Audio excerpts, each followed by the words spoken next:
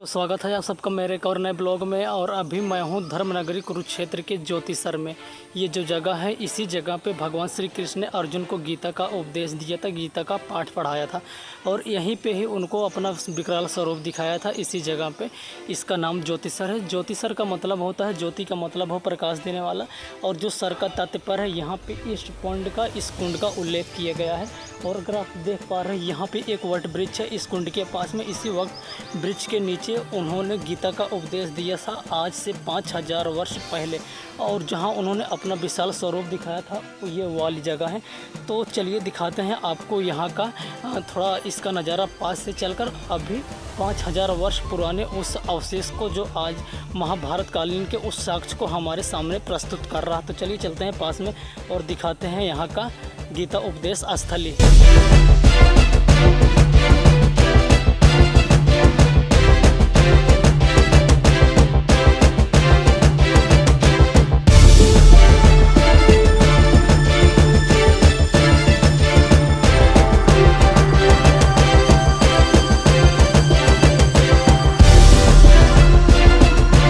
आप exactly location देख सकते हो, ये वही जगह है जहाँ पर भगवान श्री कृष्ण ने अर्जुन को गीता का उपदेश दिया था। ये वही वाला जगह है। आज इसको कांच से कवर कर दिया। और जो महाभारत की लड़ाई हुई थी वो 156 किलोमीटर के क्षेत्रफल में हुई थी, मतलब 156 किलोमीटर की दूर में पूरे महाभारत की यहाँ पे लड़ाई हुई थी कुरुक्षेत्र में। और जो ये पूरा युद्ध चला था, ये लगभग युद्ध चला था 18 दिनों तक, एग्जैक्टली 18 दिनों तक यहाँ पे महासंग्राम चला था, युद्ध चला था। आप देख सकते हो ये वही जगह है जहाँ पे भगवान श्री कृष्ण ने अर्जुन को गीता का उपदेश दिया था। कुछ इस तरीके से देख सकते हो यहाँ पे आज इनका ये हमें 5000 वर्ष बाद देखने को मिल रहा है। ये वाली जगह, ये वही जगह है। और अभी मैं आपको दिखाता हूँ यहाँ से थोड़ा गीता उपदेश। यहाँ पे थोड़ा श्लोक लिखा गया है लेकिन वो संस्कृत में है। और कुछ इस तरीके से देख सकते हो यहाँ पे लोगों ने मन्नतें मांगी हैं और यहाँ पे उन्होंने दान भी किया है इस गीता उपदेश स्थली पे। और ये मेन स्थली यही है। और इधर आपको दिख जाएगा 5000 वर्ष पुराना ये महाभारत के अवशेष का ये जो पत्थर रखा हुआ, जो मूर्ति रखी हुई है, उसी टाइम की है, आज से 5000 वर्ष पुराने। और ये अब जब वृक्ष देख रहे हो, ये सबसे मेन वृक्ष है। इसको अक्षय वट वृक्ष बोला जाता है। अक्षय का मतलब होता है कि कभी न क्षय होने वाला वट वृक्ष। और ऐसे वृक्ष यहाँ पे 3 हैं, 2 और हैं, लेकिन जो सबसे खास माना जाता है ये है वट वृक्ष। और इसको सबसे खास इसलिए माना जाता है क्योंकि ये साक्षी है, ये गवाह बना। यहाँ पे जब भगवान श्री कृष्ण ने अर्जुन को गीता का उपदेश दिए थे उसका गवाह बना, और वहाँ पे जब उन्होंने अपना विकराल रूप दिखाया था अर्जुन को, उसका भी गवाह बना ये अक्षय वट वृक्ष, जो आज हमारे समक्ष 5000 वर्ष पुरानी उन्हीं यादों को महाभारत कालीन के दौर से हमारे समक्ष प्रस्तुत कर रहा है। कुछ इस तरीके से आप इसको देख सकते हो, यही है अक्षय वट वृक्ष। और आप की जड़ें देख सकते हो कितनी दूरी तक फैले हुए। हालांकि मुग़लों ने हिंदू संस्कृति को नुकसान पहुंचाने की काफ़ी कोशिश की, लेकिन उन कामयाब नहीं हो पाए। और अभी भी वो 5000 वर्ष पुराना अक्षय वट वृक्ष हमें देखने को मिल सकता है। यही है वो अक्षय वट वृक्ष।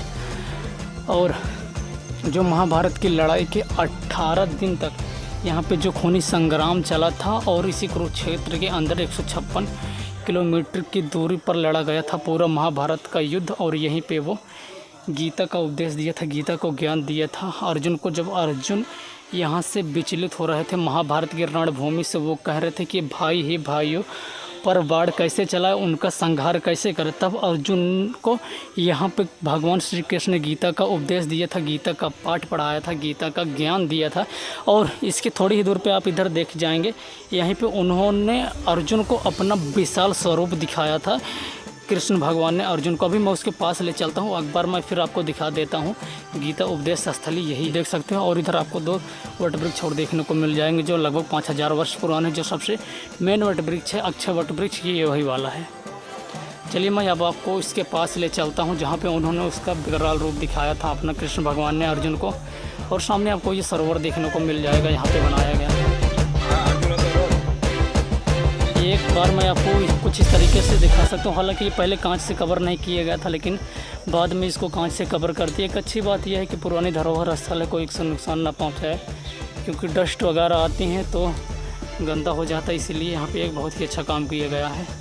कुछ इस तरीके से देख सकते हो। लास्ट मोमेंट में मैं आपको एक बार और दिखा देता हूँ अक्षय वट वृक्ष। गीता उपदेश स्थली से थोड़ी दूर पे आ जाएंगे, आपको ये देखने को मिल जाएगा यहाँ का जो विशाल स्वरूप प्रतिमा है, यही है भगवान श्री कृष्ण की। जब अर्जुन को उन्होंने अपना विशाल स्वरूप दिखाया था। कुछ इस तरीके से देख सकते हो।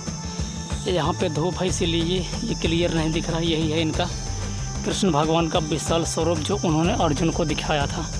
कुछ इस तरीके से यहाँ पे देखने को मिल जाएगा और ये बहुत बड़ा है, बहुत ही विशाल भव्य है ये उनका स्वरूप। अभी मैं आपको पीछे की तरफ से ले जाता हूँ क्योंकि यहाँ पे जो धूप है, धूप की वजह से क्लियर इसका व्यू नहीं आ पा रहा है। कुछ इस तरीके से अगर आप देख पाओ तो यहाँ पे आप देख सकते हैं कितनी विशाल स्वरूप है इनका, भगवान श्री कृष्ण का। इनके पीछे पूरा ये सांप उनका, और इसी जगह पर उन्होंने अर्जुन को अपना विशाल स्वरूप दिखाया था। और जो गीता का उपदेश दिया था तो ये आप देख सकते हैं, ये वाली जगह है, वहाँ पे गीता का उपदेश दिया था वट वृक्ष के नीचे। और जो अपना विशाल स्वरूप दिखाया था ये वो वाली जगह है। कुछ इस तरीके से देख सकते हो, यही वही वाली जगह है। तब उसके बाद अर्जुन युद्ध की रणभूमि में भ्रमित नहीं हुए और फिर उन्होंने रणभूमि छोड़कर नहीं भागे और उन्होंने युद्ध किया और अंततः कौरवों को पराजित कर दिया उस महाभारत की लड़ाई में, जो लगभग 18 दिनों तक एग्जैक्टली चली थी। 18 दिनों तक महाभारत का युद्ध हुआ था जिसमें जीत हुई थी पांडवों की। और महाभारत के युद्ध के दौरान जब उन पांडव जीत गए थे, कौरवों की सारी सेना नष्ट हो गई थी, तो कौरव की माता ने कृष्ण भगवान को एक श्राप दिया था कि जिस तरह उन्होंने पूरे समूल कौरवों का विनाश कर दिया है, समूल कौरवों का नाश कर दिया है, लड़ाई में उनके सब पुत्रों की हत्या हो गई, ठीक उसी प्रकार 36 वर्ष बाद कृष्ण भक्त के सारे परिवार का समूल नाश हो जाएगा, उनके राज्य का समूल विनाश हो जाएगा। उनका कहना था कि वो चाहते तो इस महाभारत के युद्ध को रोक सकते थे, कौरव और पांडव के बीच में हुए युद्ध को रोक सकते थे, तो उनके 100 कौरव नहीं मारे जाते, उनके 100 पुत्र नहीं मारे जाते, उनका ये कहना था। और इसीलिए उन्होंने श्राप दे दिया था कि 36 वर्ष बाद कृष्ण का समूल नाश वैसे ही हो जाएगा जैसे कौरवों का समूल नाश हो गया। और आप कुछ इस तरीके से देख सकते हो इस विशाल भव्य कृष्ण भगवान की प्रतिमा को, जो उन्होंने अर्जुन को अपना विशाल रूप दिखाया था। कुछ यहाँ हमें देखने को मिल जाएगा इस गीता उपदेश स्थली पे। और पीछे से अगर आप देखेंगे तो कुछ इस तरीके से इतना ज़्यादा भव्य नज़ारा दिख जाएगा यहाँ का, कितना ज़्यादा भव्य नज़ारा है। और उस तरफ से धूप आ रही थी इसलिए उसका व्यू क्लियर नहीं आ रहा, लेकिन आप पीछे की तरफ से देख सकते हो थोड़ा क्लियर आ रहा है, यहाँ से दिख जाएगा। ये इनका भव्य स्वरूप है भगवान श्री कृष्ण का। महाभारत की लड़ाई के युद्ध के लिए ये कुरुक्षेत्र को चुनने की एक वजह यह भी थी, जब भगवान ब्रह्मा ने उनसे श्री कृष्ण से सवाल किया कि आखिर महाभारत की लड़ाई के लिए जो ये स्थली है कुरुक्षेत्र, इसको ही क्यों चुना गया। तो भगवान श्री कृष्ण ने जवाब में ये बताया था कि जो कुरुक्षेत्र की जगह पे, इस जगह पे मरेगा, जो यहाँ पे उसकी जिसकी मृत्यु होती है वो सीधा स्वर्गलोक को जाएगा। एक रीज़न ये भी था इस जगह को चुनने के लिए, कुरुक्षेत्र की ज़मीन को चुनने के लिए महाभारत के युद्ध के दौरान। और यहाँ भी ऐसे भी अब बहुत सारे प्रमाण हैं जिसके द्वारा यह सिद्ध होता है कि यहीं पे महाभारत की लड़ाई हुई थी। और पुरातत्व के विभाग की टीम ने यहाँ पे जब खुदाई की थी, कहते हैं कि जब महाभारत की लड़ाई के दौरान यहाँ की जो मिट्टी थी वो पूरी तरह खून से लाल हो गई थी। और पुरातत्व के विभाग की टीम ने जब यहाँ पे उसका सर्वेक्षण किया गया, जब उसकी खुदाई करी गई, तो उन्होंने भी बताया था कि जो उनको अवशेष मिले थे वो लगभग महाभारत कालीन बताए जाते हैं। और उसी अवशेष के जरिए से वहाँ पे त्रिशूल, भाला, तलवार, अनेकों ऐसे शस्त्र मिले थे जो महाभारत कालीन से है, और इसका उल्लेख उन्होंने किया है।